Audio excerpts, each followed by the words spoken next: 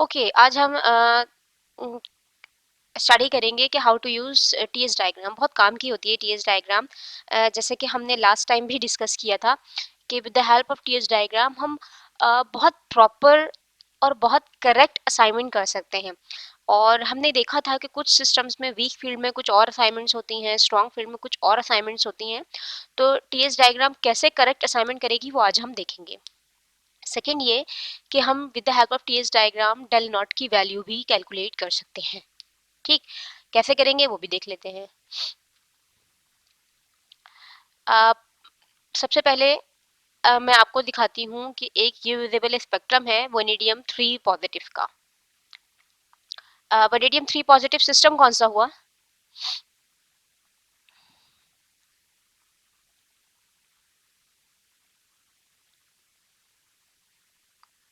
कौन सा D system है? Ma'am D2। बिल्कुल D2, और उसी की डायग्राम आज आपके पास होनी चाहिए। आज हम उसी को डिस्कस करेंगे। ये इसका स्पेक्ट्रम है। ठीक है। अच्छा, कितनी कितनी इसमें ट्रांजिशंस आनी चाहिए D2 सिस्टम में?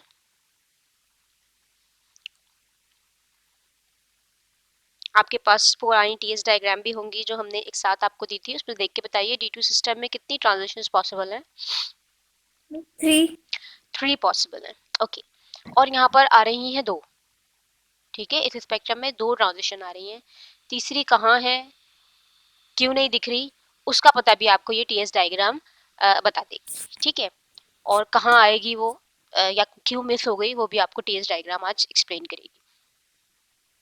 ओके, तो ये स्पेक्ट्रम है, इसमें हमें 2 पीक्स नजर आ रही हैं। अब मुझे काम क्या करना है वो जरा गौर से देखिएगा। स्टेप 1 क्या है हमारा? स्टेप 1 ये है कि सबसे पहला काम मैं ये करूँ कि इस डायग्राम में जो 2 पीक्स आ रही हैं, मैं उनकी वैल्यूज लिख दूं कि वो किस फ्रीक्वेंसी पर या कितने नैनोमीटर पर आ रही हैं। ठीक है, नैनोमीटर है तो उसको सेंटीमीटर इनवर्स में कन्वर्ट करना पड़ेगा। एक आ रही है तकरीबन 17,500 पर। ठीक है, और दूसरी आ रही है तकरीबन 26,000 पर। किसी को कोई एतराज?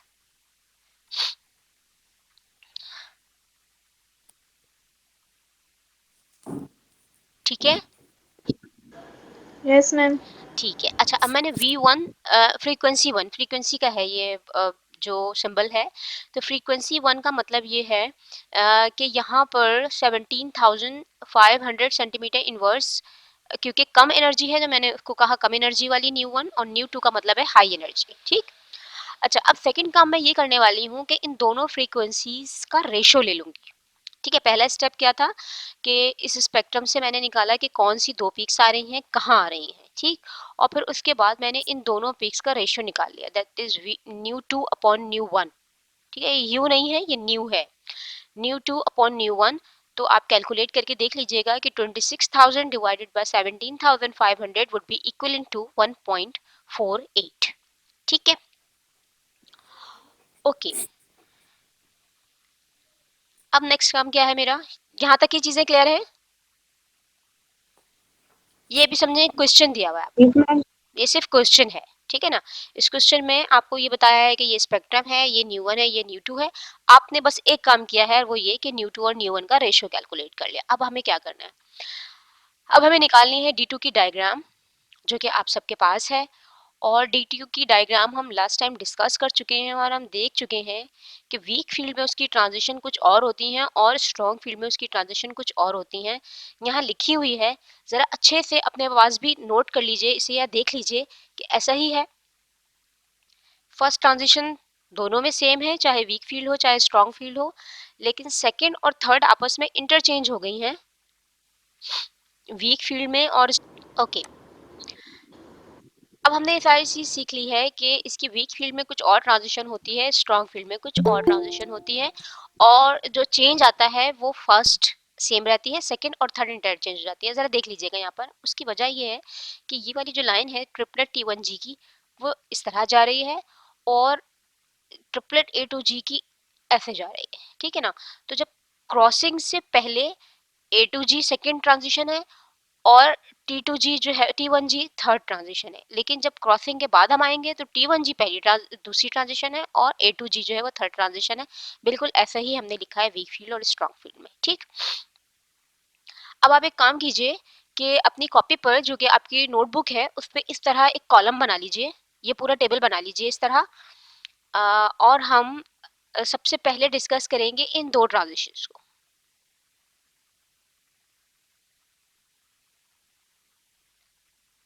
ठीक है? यानी पहली ट्रांज़िशन मैं ये वाली लूँगी और दूसरी ट्रांज़िशन मैं ये वाली लूँगी। यानी मैं न्यू 1 इसको सपोज़ कर रही हूँ कि ये ट्रांज़िशन है और न्यू 2 सपोज़ कर रही हूँ कि ये ट्रांज़िशन है।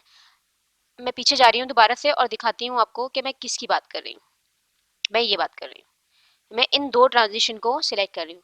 देखिए, मैं ऐसा क्यों कर रही हूँ? एक्चुअली हमें नज़र आनी चाहिए 3 ट्रांज़िशंस, ठीक है? लेकिन अपीयर कितनी हो रही हैं? 2 2 अपीयर हो रही हैं, ठीक है ना? जब 2 दो। अपीयर हो रही हैं तो इसका मतलब ये हुआ कि एक इनमें से कौन-सी वाली कौन-सी है मुझे कैसे पता लगेगा? है ना? मुझे नहीं पता लगेगा, राइट? तो अब मुझे ये देखना है कि वो जो 2 अपीयर हो रही हैं वो कौन-सी 2 हैं? अब ज़रा देखें वो कौन-सी 2 हो सकती हैं? वो ये 2 भी हो सकती हैं, हो सकता है ये और ये हो सकता है ये और ये हों और हो सकता है ये और ये हों, ठीक है ना? तो अब मैंने सबसे पहले क्या चीज़ उठाई? मैंने कहा हो सकता है पहली वाली ट्रांज़िशन ये हो और सेकंड ये हो, ठीक है? तो अब मैं इस पर काम करने जा रही हूँ। तो मुझे देखिए कौन-सी वाली लेनी है? एक ट्रिपलेट T1 T2G वाली लाइन लेनी है, यानी एक्चुअली मुझे एक ये वाली लाइन के ऊपर एम्फसाइज करना है, दिस वन, ठीक है, फर्स्ट ब्लू लाइन के ऊपर। और A2G के लिए मुझे ये वाली लाइन के ऊपर एम्फसाइज करना है, ये जो ऊपर जा रही है, ठीक है। अभी मुझे इसका काम नहीं है और ये जो रेड वाली है इनको तो बिल्कुल भी काम नहीं है, ठीक है। क्लियर आ गया, हो गया है, टास्क क्लियर हो गया है कि हम क्या करने जा रहे हैं। दोबारा बता देती हूँ, 3 ट्रांजिशंस हैं लेकिन शो 2 हो रही हैं। तो मुझे सबसे पहला काम तो ये करना है कि मुझे ये पता लगाना है कि एक्चुअली कौन सी 2 हैं, ठीक। क्या ये 2 हैं, ठीक है, या ये 2 हैं? ये 2 हैं, ये हैं, सेकंड और थर्ड है, या इसकी सेकंड और थर्ड है, ठीक। तो सबसे पहले मैंने चूज किया वी फील्ड की फर्स्ट ट्रांजिशन और सेकंड ट्रांजिशन को, और मैंने आपसे कहा इस तरह का एक टेबल बना लीजिए और मैं इन 2 ट्रांजिशंस के ऊपर अब एम्फसाइज करने जा रही हूँ, ठीक है।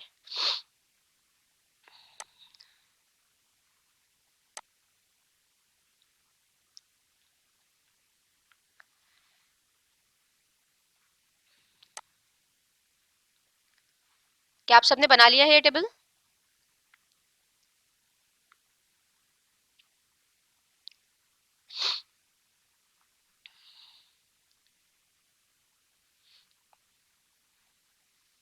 यस मैम, बना लिया। ओके। अब आपको चाहिए होगी वो डायग्राम जो कि हमने आपको प्रोवाइड की है D2 की, और अब उस पे क्या काम करना है, इस टेबल को भी सामने रखना है, उसको हम फिल करेंगे। और इसमें हम करने क्या जा रहे हैं, ज़हन में रखना है कि न्यू 1 जो है वो T2G वाली है और न्यू 2 जो है वो A2G वाली है, राइट। अब मैंने इस डायग्राम को थोड़ा सिंपल कर लिया है, यहाँ पर मैंने सारी जो रेड वाली थी उन सबको यहाँ से हटा दिया है, ठीक है। और मैंने जो काम की मेरी 3 हैं लाइंस, मैंने सिर्फ उनको रखा है।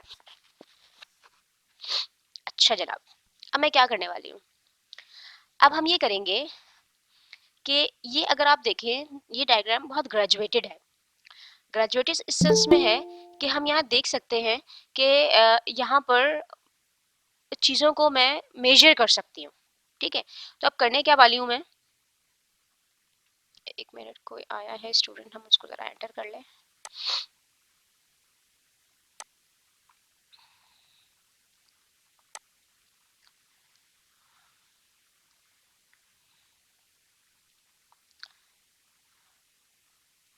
ओके, अब मैं यहाँ ये करने वाली हूँ और जो आप भी करेंगे वो ये कि मैं इस 10 के ऊपर एक लाइन खींचने वाली हूँ, ठीक है, एक वर्टिकल लाइन, ठीक।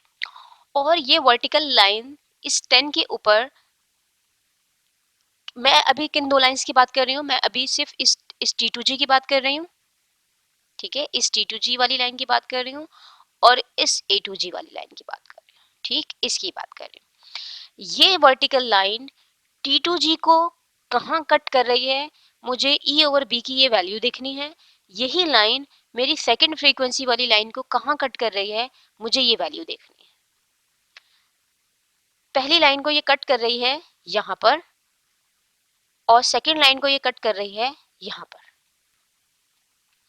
अब मुझे ई ओवर बी की वैल्यू लिखनी है उस टेबल के अंदर जो कि आप ने अभी बनाया है।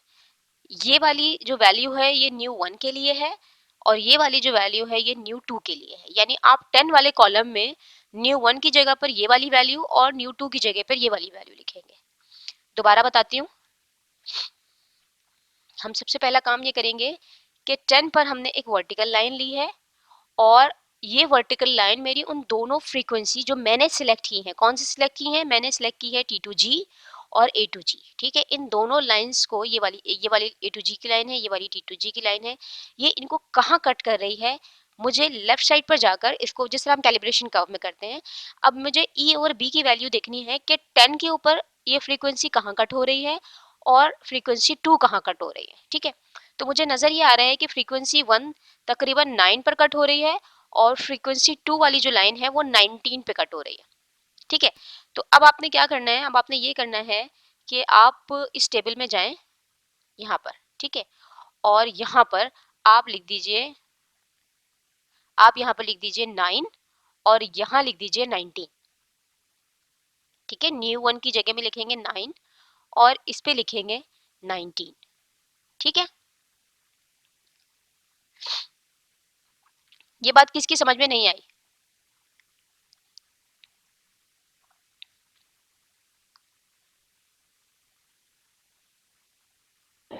मैम जरा फिर से बताइएगा कि क्या चीज बताऊं बेटे? मैम ये न्यू वन वाला जो अभी आपने कहा है, न्यू वन। ये देखिएगा, ये जो लाइन है ना, ये न्यू वन की लाइन है। बिल्कुल शुरू से अगर हम बात कर रहे हैं तो हमने आपको बताया था कि इसमें दो फ्रीक्वेंसीज आ रही हैं, एक 17,500 पर आ रही है और एक 26,000 पर आ रही है। ऐसा ही है? यस। ठीक है। अच्छा, अब मैंने कहा कि जो भी मेरी कम फ्रीक्वेंसी वाली लाइन है उसको मैं न्यू वन कह रही हूँ और जो ज़्यादा फ्रीक्वेंसी वाली लाइन है उसको मैं न्यू टू कह रही हूँ। फिर मैंने कहा कि वो कुछ भी हो सकती हैं, वो कोई सी भी दो लाइंस हो सकती हैं, कोई भी दो फ्रीक्वेंसीज हो सकती हैं। हो सकता है कि वो T2G और A2G हों, ये भी हो सकता है कि वो T2G और T1G हों, ये भी हो सकता है कि वो T1G और A2G हों, ये भी हो सकता है कि वो T2G और A2G हों। कुछ भी हो सकता है, कोई भी दो कॉम्बिनेशन हो सकते हैं, राइट? तो अब मुझे ये तलाश करना है कि एक्चुअली वो दो लाइंस किसको करेस्पॉन्ड कर रही हैं। तो मैं सबसे पहला काम ये करने जा रही हूँ कि मैं यहाँ पर ये सपोज कर रही हूँ कि मेरी पहली फ्रीक्वेंसी T2G है और दूसरी फ्रीक्वेंसी A2G है। मैं अभी T1G की बात नहीं कर रही। ठीक है, तो इन दोनों लाइंस को मैंने आप अपनी जो आपके पास जो फिगर है उसके अंदर आप इन दोनों लाइंस को डार्क करें, थोड़ा सा इसको प्रोमिनेंट करें और देखें कि जब आप 10 पर वर्टिकल लाइन खींच रही हैं तो ये पहली फ्रीक्वेंसी को कहाँ कट कर रही है और सेकंड फ्रीक्वेंसी को कहाँ कट कर रही है। तो ये पहली फ्रीक्वेंसी को कट कर रही है 9 पर और दूसरी फ्रीक्वेंसी को कट कर रही है 19 पर। तो मैंने कहा आप इसको टेबल पे लिख लीजिए। इसी तरह आप इसको 20 पर भी मार्क कीजिए। अब 20 पर T2G को कहाँ कट कर रही है, यहाँ, और A2G को कहाँ कट कर रही है, यहाँ। बताइए कहाँ और कहाँ, वैल्यूज बताइए 20 के ऊपर।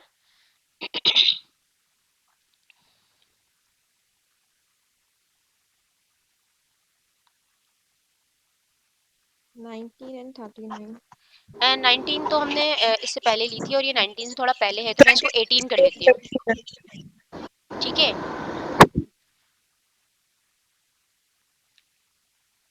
18 एंड 38 नोट कर लीजिए, 18 एंड 38। आप अपने पास भी कर रहे हैं ये काम?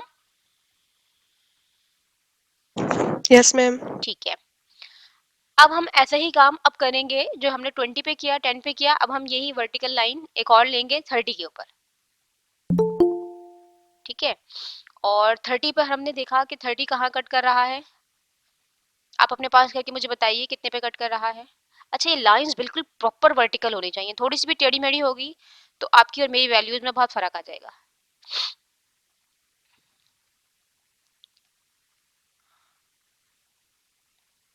बताइए 30 पर न्यू वन को कहाँ कट कर रहा है ये?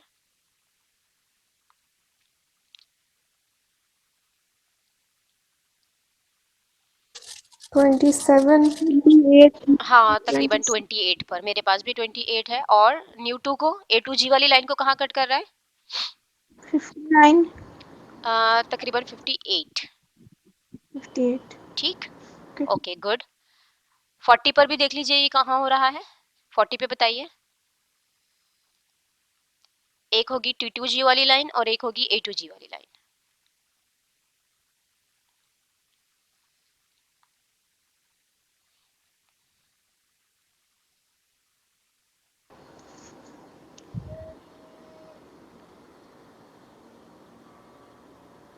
मैम 40 पे म्यू एंड 37 है। तकरीबन हाँ 37, 38, तकरीबन 38 पर ही लिखा है मैंने, क्योंकि ओवरलैप ही कर रही है तकरीबन। 38 और सेकंड, इन म्यू पे 78. हाँ 77 भी कर लें इसे। मेरे पास ओके. 77 है ये, और वो है 38। ठीक है। तो अच्छा, अब मैंने ये काम क्या किया है, मैंने दो लाइन सिलेक्ट की हैं, वर्टिकल लाइन खींची हैं 10, 20, 30, 40 पर, और ये देखा है कि वो मेरी सिलेक्टेड जो लाइंस हैं उनको कहाँ कट कर रहा है। ठीक है, तो इस तरह आपके पास एक टेबल बन गया है।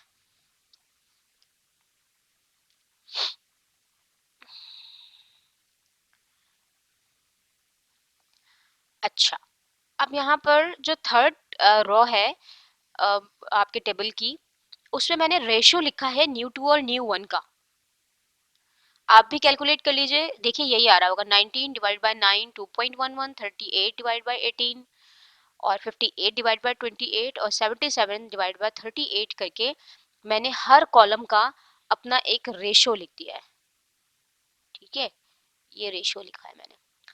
समझ क्या आ रहा है मुझे इस सारी प्रैक्टिस से, कि इन दोनों फ्रीक्वेंसीज की, ये जो दोनों फ्रीक्वेंसीज हैं, इनकी लाइंस की जो रेशो है, फ्रीक्वेंसीज की रेशो, वो ये होती है। ये है पूरे टीएस डायग्राम में, ये रेशो है, चाहे 10 हो, 20 हो, 30 हो, 40 हो, ये रेशो है।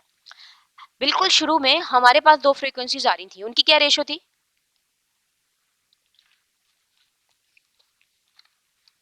1.48. क्या 1.48 इसमें कहीं फॉल कर रही है?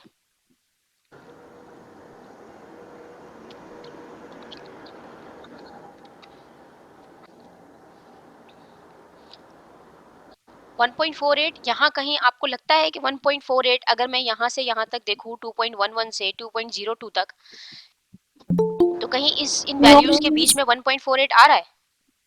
No miss. नहीं आ रहा। तो इसका मतलब ये हुआ कि मेरी ये दो फ्रीक्वेंसीज नहीं है। ठीक है, मैंने यहाँ से ये क्लियर किया, इन सारी बात से मैंने ये क्लियर किया कि यहाँ पर ये वाली दो फ्रीक्वेंसीज नहीं है। कौन सी वाली दो फ्रीक्वेंसीज नहीं है?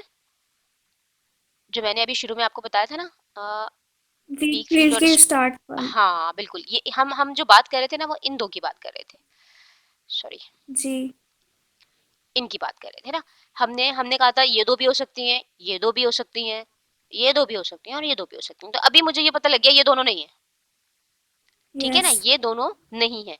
और उसके लिए मैंने एक बड़ी काम किया है, पूरी प्रैक्टिस की है, पूरा 10, 20, 30, 40 के ऊपर मैंने वर्टिकल लाइन ली हैं और ये देखा है कि क्या मेरी चीजें, मेरा जो रेशियो है वो इन रेशियो में फॉल कर रहा है। तो मुझे पता लगा ऐसा नहीं है। ठीक है।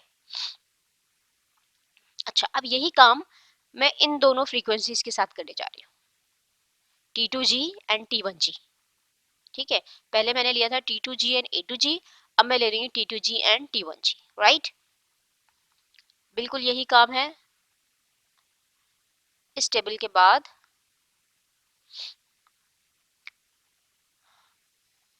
अब आप एक ऐसा टेबल बना लीजिए, उसमें अब आप A2G ना लिखिए, अब आप T1G लिखें। अब बिल्कुल वैसे ही एक टेबल है, लेकिन अब इन दो फ्रीक्वेंसीज के लिए।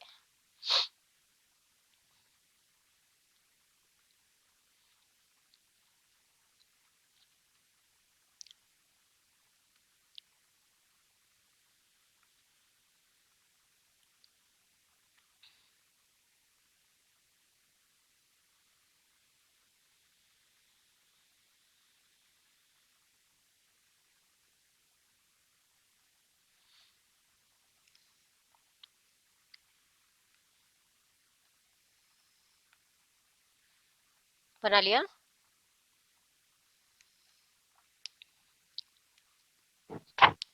Yes, ma'am.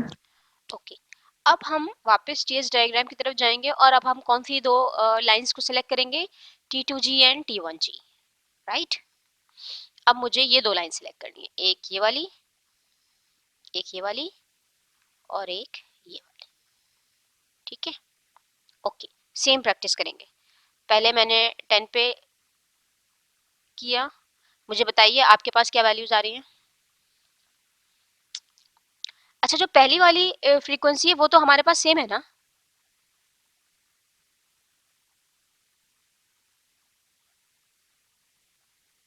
ये वाली जो लाइन है ये तो हमने पहले भी जब पहली वाली जो काम किया था उसमें भी हमने ये लाइन कट किया था, तो ये वाली जो वैल्यूज आ रही होंगी ये तो हमारे पास पहले से लिखी हुई है। कौन कौन सी थी, 9, Yes, miss, 18, same है 9 और 28 और 19. 38, है ना। ये वाली वैल्यूज तो सेम होंगी, जी. तो मुझे सेकंड लाइन के ऊपर ज्यादा तवज्जो देनी है। चले, ये तो 9 है, सेकंड बताइए कौन सी है।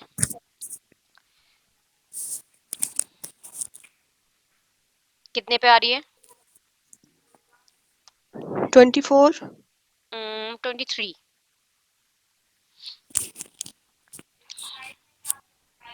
लाइन थोड़ी सी भी आउट होगी, थोड़ी सी भी टेढ़ी मेढ़ी होगी तो ये वैल्यूज जरा चेंज हो जाएंगी, तो इसका ध्यान रखिएगा, नोट कर लीजिए 9 एंड 23। सेकंड वाली लाइन में हम पहले भी देख चुके हैं कि हमारी वैल्यू आ रही थी 18, तो अब क्या है T1G के लिए ये वैल्यू क्या आ रही है, 31. 31, ठीक है।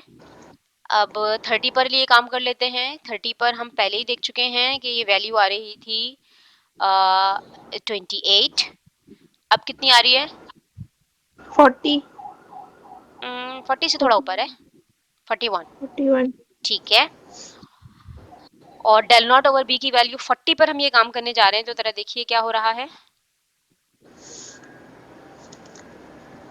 ये वैल्यू तो पहले भी हम देख चुके हैं, 38 पर आ रही थी, अब किस पर आ रही है,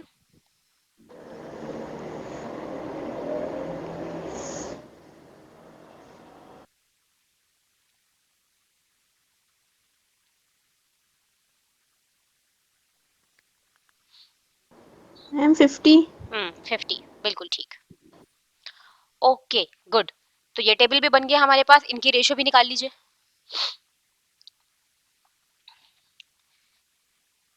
पहले वाले कॉलम की रेशियो बताइए क्या है।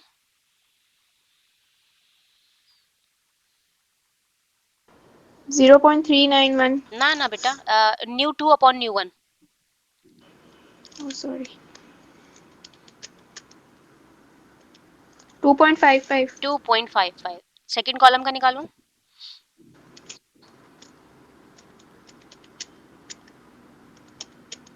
1.72. Good. Third column,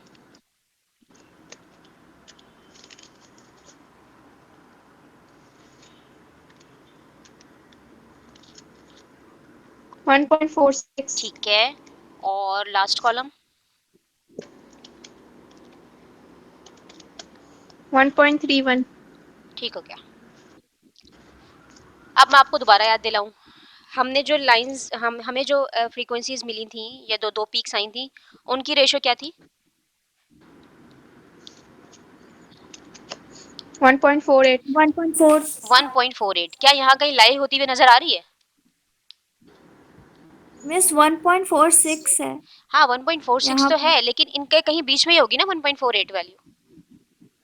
Yes, ma'am. Yes miss यहाँ है. अगर मैं एक ग्राफ बनाऊं, ठीक है, इस रेशियो का इस रेशियो का ग्राफ बनाऊं और डेल नॉट ओवर बी की वैल्यूज का ग्राफ बनाऊं, 10, 20, 30, 40। देखिए हम काम क्या करने जा रहे हैं, हम काम ये करने जा रहे हैं कि मुझे ये पता लगाना है कि मेरा जो ये कॉम्प्लेक्स है ये स्ट्रॉन्ग फील्ड में आ रहा है या वीक फील्ड में आ रहा है, ठीक है।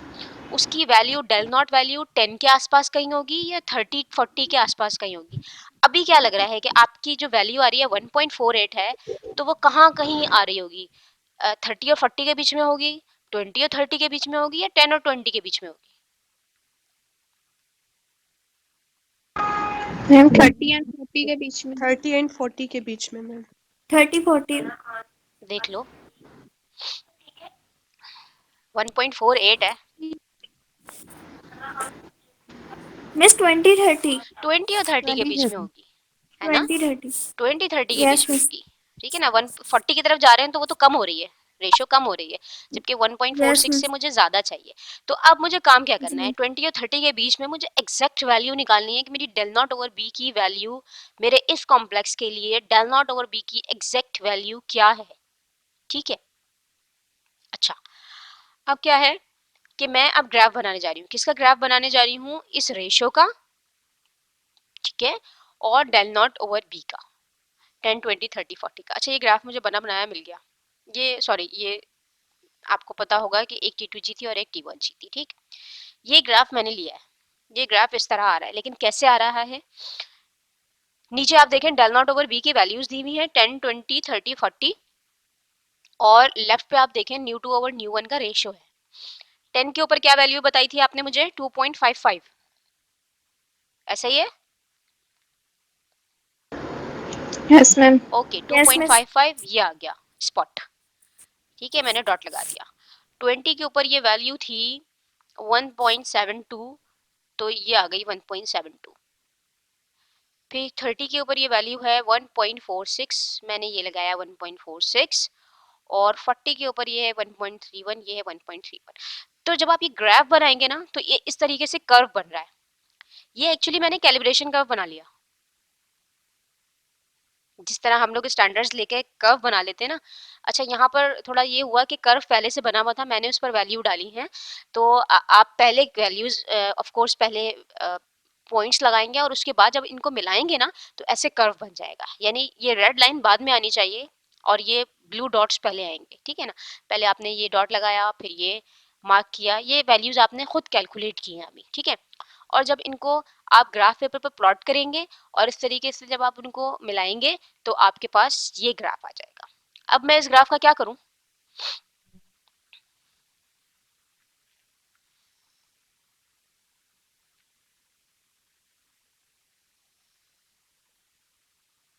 'किस लिए बनाया मैंने ये ग्राफ, मिस यहाँ हम 1.48 की वैल्यू बिल्कुल सही। अब हम यहाँ पर ढूंढ देंगे 1.48 के ऊपर एक लाइन खींचेंगे और ये देखेंगे कि और ये फिर हमारे नोट की इस वैल्यू आ कर्व जाए। को कहाँ कट कर रही है, वहां से नीचे आएंगे तो पता लगेगा हमारे कॉम्प्लेक्स की del naught over B value क्या है, ठीक है। दोबारा देखिए, 1.48 के ऊपर मैंने ऐसे लाइन खींची, ठीक है, और वो मेरे कर्व को कहाँ कट कर रही है, इस वैल्यू के ऊपर। क्या वैल्यू है ये,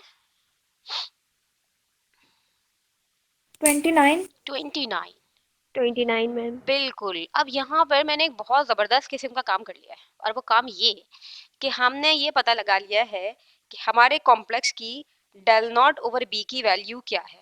और ये बड़ी ज़बरदस्त बात हो गई है क्योंकि मुझे ये पता लग गया है कि मेरा जो कॉम्प्लेक्स है वो स्ट्रॉन्ग फील्ड है या वीक फील्ड है, ठीक है ना। अच्छा अब यहाँ तक क्योंकि चीज़ें बहुत सारी हो गई हैं तो मुझे बताएं कि ये सब चीज़ें क्लियर हैं या एक ओवरव्यू चाहिए, तो मैं पीछे से होती हुई आऊँ पूरा। मैम एक और भी दे दें। ओके, पीछे चलते हैं।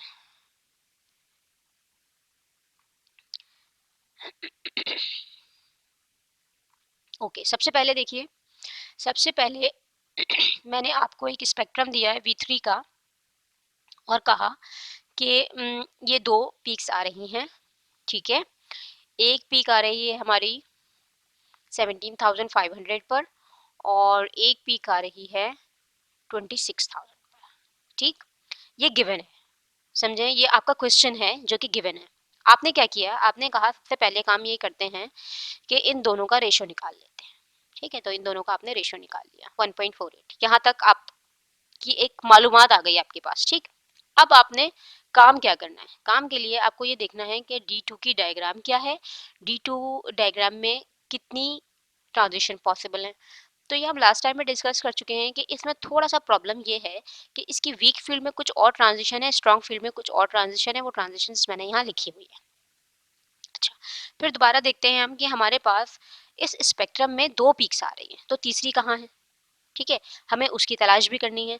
और ये भी देखना है कि एक्चुअली ये जो दो आ रही हैं दो हैं कौन सी वाली, क्या ये वीक फील्ड की 1 और 2 है, क्या ये वीक फील्ड की 2 और 3 है, क्या ये स्ट्रॉन्ग फील्ड की 1 और 2 है, क्या ये स्ट्रॉन्ग फील्ड की 2 और 3 है, ठीक। तो मैंने कहा कि ओके पहले मैं ये देखती हूँ कि वीक फील्ड की 1 और 2 तो नहीं है ये, ठीक है। तो मैंने ये किया कि इन दो लाइंस को सिलेक्ट कर लिया, T2G और A2G वाली लाइन को मैंने सिलेक्ट कर लिया, ये T2G वाली लाइन और ये वाली A2G वाली लाइन, ठीक है, ये ऊपर तक जा रही है, ठीक है। मैंने इन दोनों को सिलेक्ट किया और अब मैं काम करने जा रही हूँ। बाकी सारी चीज़ें जहन से हटाकर, बाकी सारी चीज़ें पीछे करके मैंने इन दो लाइन के ऊपर एम्फेसाइज कर लिया। मैंने आपसे कहा ये टेबल बनाइए, एक T2G के लिए है और एक A2G के लिए। ये जो न्यू 1 है वो इसको करेस्पॉन्ड कर रहा है, न्यू 2 यहाँ पर इसको करेस्पॉन्ड कर रहा है, ठीक। आपने इस तरह का एक टेबल बनाया। उसके बाद मैं इस डायग्राम पर आई जिसमें मैंने एम्फेसाइज करना है इन दो लाइंस के ऊपर, T2G और A2G के ऊपर। और उसके बाद मैंने 10, 20, 30 और 40 के ऊपर कुछ वर्टिकल लाइंस खींचनी है और ये देखना है कि जो मेरी सिलेक्टेड 2 लाइंस हैं वो उसको कहाँ कट कर रही हैं, ठीक है। वो जहाँ भी कट कर रही हैं मैंने वो वैल्यू उठाकर टेबल में लिख दी, ठीक है। 10 के ऊपर भी मैंने ये वैल्यू लिख दी, 20 पर भी मैंने ये वैल्यू लिख दी, 30 पर मैंने देखा ये इसको यहाँ कट कर रही है, इस लाइन को यहाँ कट कर रही है, और 40 के ऊपर इस लाइन को यहाँ कट कर रही है और इस लाइन को यहाँ कट कर रही है, ठीक है। फिर बता रही हूँ मैंने इस लाइन को सिलेक्ट नहीं किया, इस T1G वाली लाइन को मैंने सेलेक्ट नहीं किया, मैंने इसको और इसको सिलेक्ट किया है अभी, ठीक। फिर ये वैल्यूज आपने यहाँ लिख दी हैं और इनका रेशो निकाल लिया आपने। जब आपने इनके रेशो निकाले, मैं फिर बता रही हूँ ये न्यू 1 ये है, न्यू 2 ये है, ठीक है। इन दोनों के जब आपने रेशो निकाले तो आपने देखा कि ये रेशो 2.11 से शुरू हो गए 2.0 पे खत्म हो रहे हैं, जबकि मेरा जो रेशो आ रहा है, जो मेरा क्वेश्चन था उसमें जो रेशो आ रहा है वो आ रहा है 1.48। तो मैंने यहाँ पर ये श्योरिटी ले ली कि ओके मेरे इस जो मुझे क्वेश्चन दिया गया है या जो भी मुझे स्पेक्ट्रम गिवन है उसके अंदर ये दो मेरी ट्रांजिशंस नहीं है। पहली जो मेरी जो दो ट्रांजिशंस हैं वो ये दोनों नहीं हो सकती, ठीक है। उसके बाद मैं दोबारा पीछे गई और मैंने ये कहा कि ओके अब मैं कौन सी दो ट्रांजिशंस ले रही हूँ। अब मैं स्ट्रॉन्ग फील्ड की दो ट्रांजिशन ले रही हूँ, ये वाली दो ट्रांजिशन। पहले मैंने ली थी T2G और A2G, अब मैं ले रही हूँ T2G और T1G P, ठीक। तो फिर हम आ गए यहाँ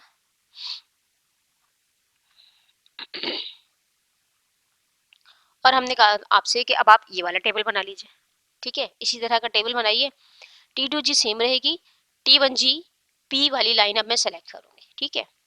आपने ये टेबल बनाया और अब मैं कौन सी लाइन के ऊपर एम्फेसाइज करूंगी, अब मैं एक T2G वाली लाइन के ऊपर एम्फेसाइज करूंगी और एक इस T1G लाइन वाली लाइन को देखूंगी।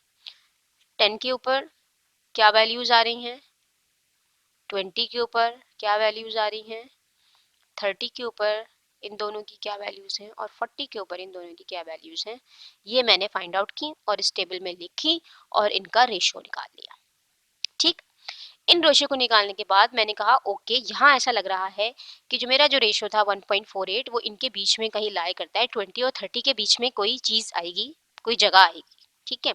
तो मैंने ये किया कि एक ग्राफ प्लॉट किया और इस ग्राफ के अंदर हमने 10 के ऊपर, 20 पे, 30 पे, 40 पर पॉइंट्स लगाए और फिर उन पॉइंट्स को ज्वाइन किया तो मेरे पास ये कर्व आ गया, ठीक। अब इस कर्व से मुझे अपने कॉम्प्लेक्स की del naught over B value लेनी है। तो मैंने कहा ओके मेरे पास जो रेशियो आ रहा था वो आ रहा था 1.48। मैंने 1.48 के ऊपर इस तरीके से लाइन जो है वो ड्रॉ की और इसने मेरे कर्व को जो है वो कहाँ कट किया, इस जगह पे कट किया। वो वैल्यू क्या है, del naught over B value is 29। यहाँ तक क्लियर है? Yes, ma'am. Yes. Okay good. अब हम क्या करने जा रहे हैं, अब देखिएगा। अब मैं दोबारा से इस फिगर के ऊपर आई हूँ और अब मैं लाइन ड्रॉ करूंगी 29 पर। वो जब मैं 10, 20, 30, 40 पे कर रही थी, अब मैं यही लाइन ड्रॉ करूंगी 29 पर और मैं ये देखूंगी कि ये मेरी पहली लाइन, अब मुझे यहाँ से पता लग गया है कि मेरी पहली ट्रांजिशन कौन सी है, ट्रिपलेट T1G से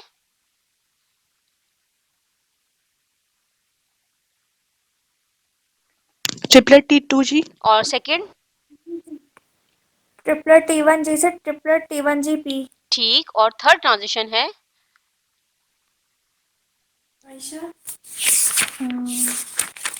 और third transition triplet T1G F से ट्रिपलेट A2G। बिल्कुल सही, ठीक है ना। तो अब यहाँ इस लाइन से मुझे ये क्लियर हो गया कि मेरी कौन सी 3 ट्रांजिशंस हैं और मैंने पीछे वाली जगह से ये भी पता लगा लिया है कि मेरी जो जो मुझे स्पेक्ट्रम में मिल रही है वो ये 2 ट्रांजिशन मिल रही हैं।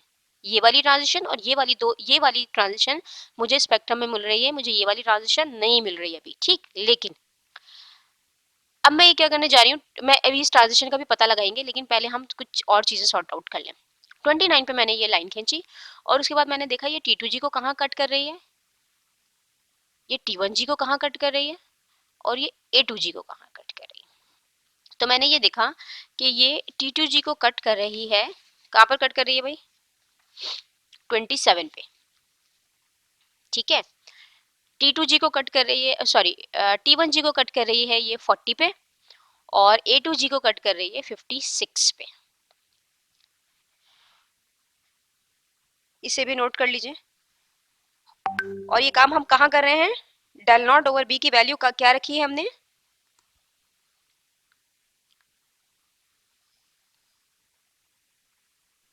29. 29। हाँ, ये हमने बड़ी मेहनत से निकाली है 29 वैल्यू। और इस 29 के ऊपर अब मैंने वर्टिकल लाइन लेकर फिर दोबारा वही काम किया है कि ई ओवर बी की वैल्यू निकाली है, जो कि न्यू 1 के लिए आ रही है 27, न्यू 2 के लिए आ रही है 40 और न्यू 3 के लिए आ रही है 56। और अच्छी बात यह है कि मुझे न्यू 1, न्यू 2 और न्यू 3 का पता भी लग गया है कि कौन सी ट्रांजिशन न्यू 1 है, कौन सी न्यू 2 है, कौन सी न्यू 3 है। ओके, अब हम आगे चलते हैं, कुछ और अच्छी अच्छी कैलकुलेशंस करते हैं। हमने कहा हमारी पहली ट्रांजिशन ये है और सेकंड ट्रांजिशन ये है, ठीक है। पहली ट्रांजिशन के लिए ये वैल्यू आपने क्या बताई है अभी मुझे, 27। 26 मेरे पास 27 है। और टू, न्यू 2 के लिए क्या आ रही है, 40 40। ओके, अब यहाँ पर हम थोड़ा सा रुकते हैं। अगर आपको जहन में हो तो शुरू में हमने आपको एक स्पेक्ट्रम दिया था और उस स्पेक्ट्रम में दो पीक्स आ रही थी, एक आ रही थी 17,500 पर और दूसरी किस पे आ रही थी, 26,000. ठीक है। अब जरा ना अपने जहन को थोड़ा सा खोलिए और देखें कि हमने अभी बात की कि वहां 3 पीक्स आनी चाहिए, ठीक है। कौन सी 3 पीक आनी चाहिए वो भी पता है, लेकिन आ दो रही हैं, कौन सी दो आ रही हैं वो भी पता लग गया मुझे, ठीक है। तो इसका मतलब ये हुआ कि वो जो पहली वाली ट्रांजिशन थी, कौन सी वाली ट्रांजिशन, जो पहली वाली ट्रांजिशन थी वो जो कि मैंने अब इसको असाइन की है, वो एक्चुअली 17,500 पर आ रही थी। और जो दूसरी वाली ट्रांजिशन थी जो मैंने अभी असाइन की है वो इस पर आ रही थी, है ना।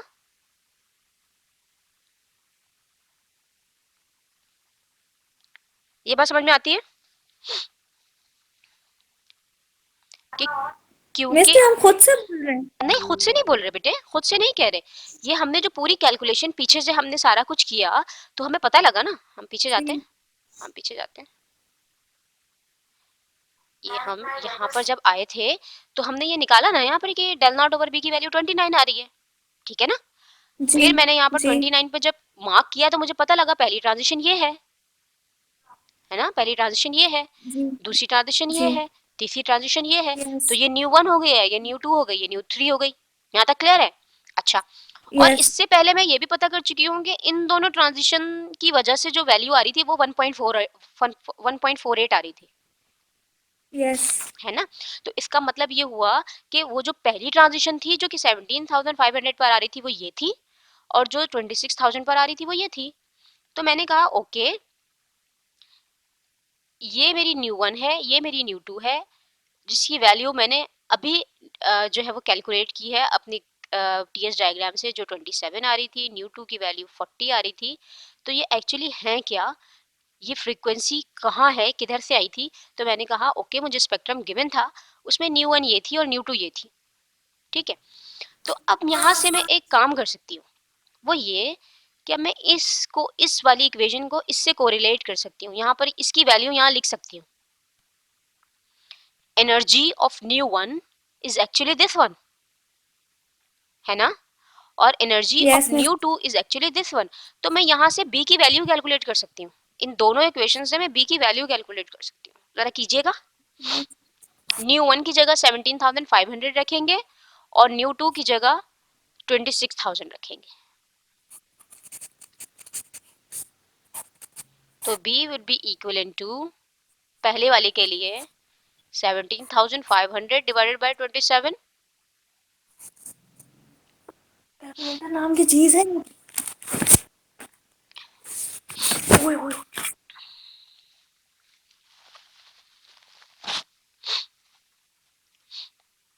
कितना आ रहा है बेटे? 648.14. 648.14। ठीक है, 648। अच्छा, अब सेकंड वाला काम कीजिए। दूसरे दूसरे इक्वेशन के लिए भी बी की वैल्यू निकालिए। वो क्या निकलेगी? 650। 50. बिल्कुल सही। 26,000 को 40 से डिवाइड किया तो ये आ गई 650। अच्छा देखिए, बहुत करीब करीब है। 650 एंड 648 कोई बहुत बड़ा डिफरेंस नहीं है, लेकिन इसके बावजूद भी मैं एक काम करूंगी कि मैं बी एवरेज निकाल लेती हूँ। ठीक है, बी एवरेज क्या आ जाएगा कि क्लास हो 6, हाँ बिल्कुल, इनको कर लेंगे तो मेरे पास आ गया 649। मैंने बी की वैल्यू भी निकाल ली। बी क्या है?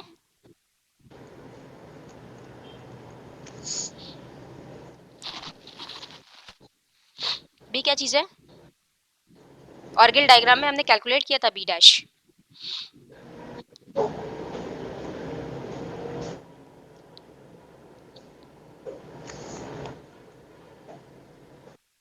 किसी को भी नहीं याद?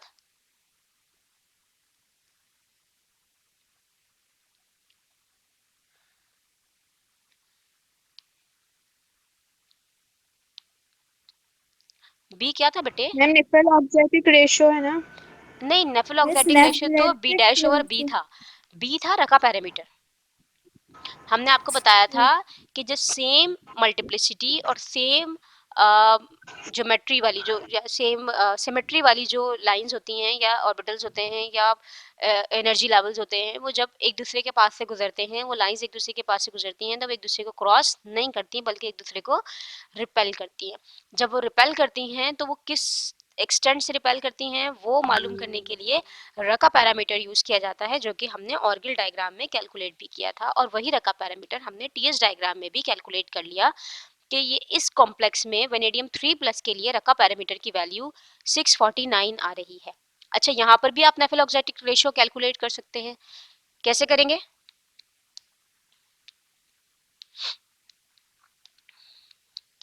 समझो ये बी डैश है, क्योंकि ये हमने कैलकुलेट किया है ना, कॉम्प्लेक्स के अंदर कैलकुलेट किया, तो ये तो बी डैश कैलकुलेट किया मैंने। तो नेफेल ऑक्जेटिक रेशियो के लिए क्या चाहिए होता है? दो चीजें चाहिए होती हैं, बी डैश और B. बी। बी कहाँ से आएगा? बी।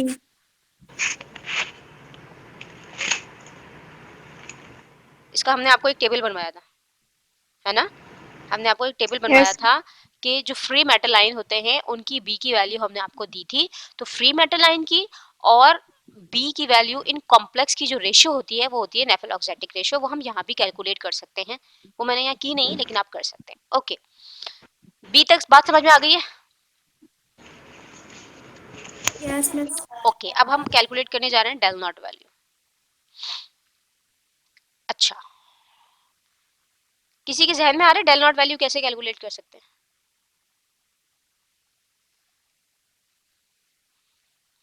जरा अपनी सारी वर्किंग के ऊपर नजर दौड़ाइए और देखें कोई ऐसी चीज कि हम डेल नॉट कैलकुलेट कर सकें। बिल्कुल सिंगल स्टेप में हो जाएगी।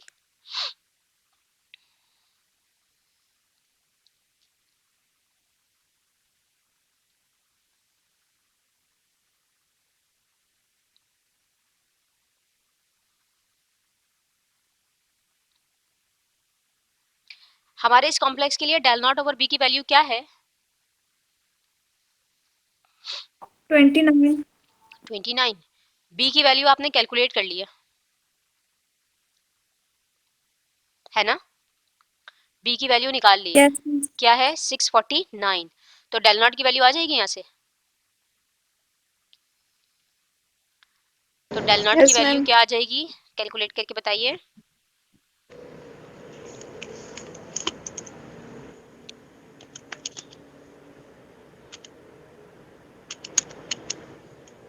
18821. 18821. ठीक है, 188.21। ठीक है। 18,821 सेंटीमीटर इनवर्स, ये आपके उस कॉम्प्लेक्स की, जो कि बिल्कुल शुरू में जिसका मैंने आपको स्पेक्ट्रम दिखाया था, आपने उसकी डेल नॉट वैल्यू कैलकुलेट कर ली है। ठीक है, तो यही हमारा टास्क था कि हम एक्चुअली इस कॉम्प्लेक्स की डेल नॉट वैल्यू को कैलकुलेट कर लें। लेकिन एक चीज़ बाकी है, और वो ये कि थर्ड ट्रांजिशन कहाँ गई, थर्ड ट्रांजिशन क्यों नहीं आई? 3 ट्रांजिशन पॉसिबल है ना, हमें 2 दिख रही हैं, तीसरी कहाँ गई? तो उसके लिए हम देखते हैं कि उसका पता लगाते हैं। थर्ड ट्रांजिशन के लिए आपने जो ई ओवर बी की वैल्यू निकाली थी, जब डेल नॉट ओवर बी की वैल्यू 29 थी, तो उस वक्त आपने थर्ड ट्रांजिशन की जो ये वैल्यू निकाली थी वो क्या निकाली थी with the help of TS diagram?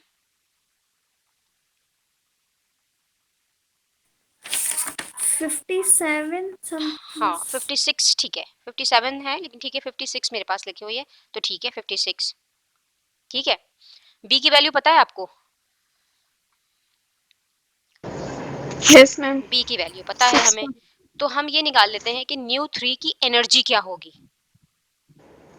ठीक है, जहन में रखिए पहली 2 ट्रांजिशंस में मुझे ये एनर्जी पता थी, मैंने बी की वैल्यू कैलकुलेट की। अब मुझे बी पता है, अब मैं एनर्जी कैलकुलेट करने जा रही हूँ, तो ये वैल्यू आ गई है 36,344 सेंटीमीटर इनवर्स। अब मैं आपको एक चीज दिखाती हूँ, जो स्पेक्ट्रम था मेरा वो ये था।